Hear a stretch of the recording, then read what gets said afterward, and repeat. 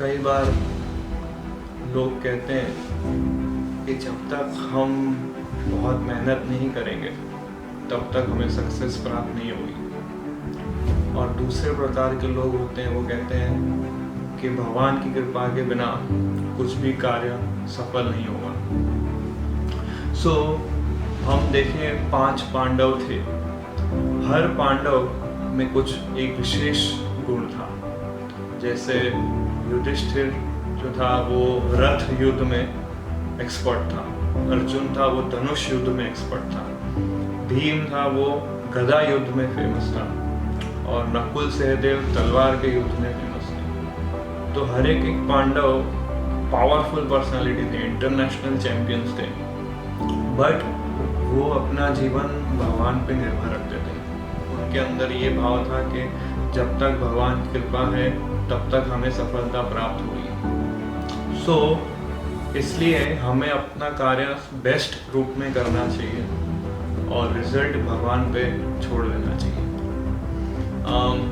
आपने देखा होगा जब भगवान कृष्ण और अर्जुन रथ पे बैठे हैं, ऐसा तस्वीर जिसमें अर्जुन जो है रथ की जो रस्सी है वो भगवान कृष्ण के हाथ में देते हैं और अर्जुन बोलते हैं, ओ कृष्णा, ये रस्सी कृपया आप संभालिए और मेरे रथ को गाइड कीजिए।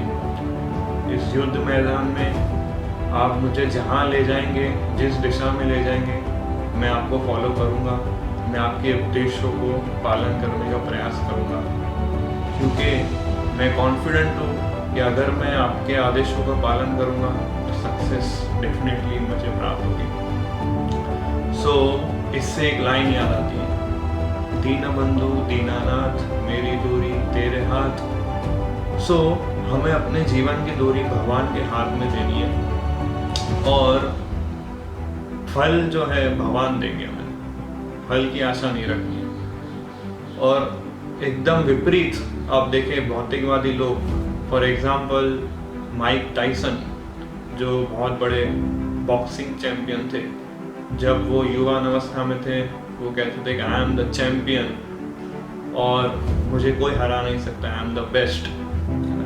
और जब वो 40 वर्ष के हो गए फिर उन्होंने कहा अभी मैं बहुत वीक हो गया हूँ, अभी मेरे पास इतनी शक्ति नहीं है। इस तरह हम देखते हैं कि लोग जब अपनी शक्ति पर निर्भर करते हैं और उस पर अहंकार व्यक्त करते हैं तो वो रियलाइज करते हैं कि दे आर रियली पावरलेस।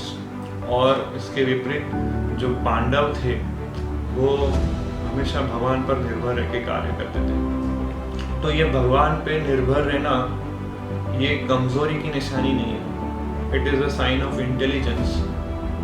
जैसे एक छोटा बच्चा है, वो सड़क क्रॉस करता है तो अपने एक हाथ से अपनी माता का हाथ पकड़ता है, दूसरे हाथ से अपने पिता का हाथ पकड़ता है और इस प्रकार से वो सड़क को क्रॉस करता है।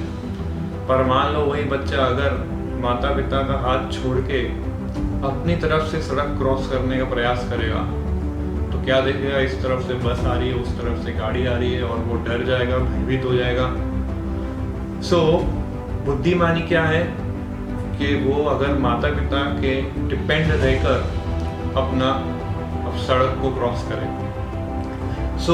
इस प्रकार से स्वतंत्रता का भाव व्यक्ति को नाश कर देता है। सक्सेस की परिभाषा क्या है? सक्सेस की परिभाषा ये है कि हम अपना कर्तव्य पूरी ईमानदारी से करें विद फुल एफर्ट्स और डिपेंड रहे भगवान और सुपीरियर्स की ब्लेसिंग्स पर। हमें बताना चाहिए कि हर क्षण में भगवान हमारी मदद करते हैं, हमारी सहायता करते हैं। आपने देखा अर्जुन ने जब इस रथ की रस्सी को भगवान के हाथ में दिया तो क्या अर्जुन रथ पर सो गया था? क्या वो ये बोला था ठीक है भगवान अभी आप संभालो, मैं सोता हूँ, आप युद्ध में जो करोगे अच्छा होगा? नहीं, अर्जुन अपने गांडीव धनुष को उठाया, उसने युद्ध लड़ा और उसने इनिशिएटिव्स लिए। उसी प्रकार से हमें भी अपनी ड्यूटीज करनी है, अपनी रिस्पॉन्सिबिलिटीज पूरी करनी है, इनिशिएटिव्स लेने हैं, देन रिजल्ट जो है भगवान पे हमें छोड़ देना चाहिए। एक्चुअली प्रॉब्लम ये है कि हम समझते हैं कि वी आर द डूअर, हम ही करता है, हम ही भोगता है। देखिए, दो प्रकार के एफर्ट्स होते हैं, एक रिजल्ट ओरिएंटेड एफर्ट्स और दूसरा होता है एफर्ट ओरिएंटेड एफर्ट। हम लोग क्या करते हैं, फल को टारगेट में लगा के कोई भी कार्य करते हैं, जिसकी वजह से हमेशा स्ट्रेस में रहते हैं। एक और दूसरा, इससे ये भाव उत्पन्न होता है कि मैं करता हूँ, मैं भोगता हूँ, I am the doer, I am the enjoyer. But अगर हम सिर्फ एफर्ट पे फोकस करें, रिजल्ट्स पर नहीं, तब हम पूरी संतुष्टि का अनुभव करेंगे। क्योंकि रिजल्ट पर जब फोकस करके हम कार्य करते हैं तो फ्रस्ट्रेशन बढ़ता है। क्यों? बिकॉज एक्सपेक्टेशन आ जाती है। Expectation is directly proportional to frustration. जितना एक्सपेक्टेशन हाई होगा उतना फ्रस्ट्रेशन हाई होगा।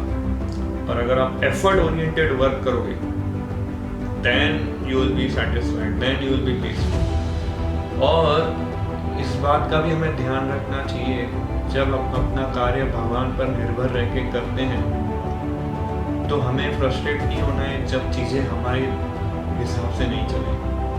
That is very important thing. और ज़्यादातर ऐसे प्रकार के लोग सुसाइड करते हैं। इसलिए हमें भगवान के प्लानिंग पे पूरा भरोसा आना चाहिए। हमें पता होना चाहिए कि God knows the best, what we should do. हमारे हाथ में क्या है वो हमें पूरी अच्छे से करना है और रेस्ट चीज़ें हमें भगवान पर छोड़ देनी है। और ये पॉइंट को और गहराई से रियलाइज कर पाएंगे जब आप ये हरे कृष्ण महामंत्र का जाप करेंगे। Hare Krishna Krishna Krishna Hare Hare, Hare Ram Ram Ram Hare Hare. Thank you very much. Hare Krishna.